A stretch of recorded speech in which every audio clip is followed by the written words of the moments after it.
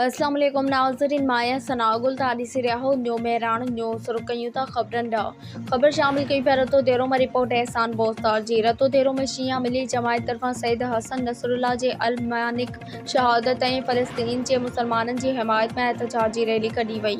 Rally Syed शाहिद हुसैन शाह, मौलाना नासिर मेहदी कमी, अब्दुल रज़ाक जलबानी, मौलाना अलादीनो गदेरी, Asif Ali Jalbani, Said Ali खासकरी, इख्तियार Ali sir जी अगवानी में मदरसे इमाम जाफ़र सदीक़ अलैहिस्सलाम खां वॾो अलम पाक ऐं मेन बस स्टैंड खां निकिती, जेका शहर जे मुख़्तलिफ़ रस्तनि खां थींदी रतो देरो नेशनल प्रेस क्लब पहुती। उन मौक़े ते अॻवाननि मीडिया सां ॻाल्हाईंदे चयो त शहीद क़ाइद सैयद हसन नसरुल्लाह आलम इंसानियत जे हर कमज़ोर तबक़े बिलख़ुसूस फ़लस्तीन जे मुसलमाननि जे लाइ सॼी ज़िंदगी इसराइल सां विढ़ंदे विढ़ंदे पाण खे शहादत जे अज़ीम रुतबे ते पहुचायो।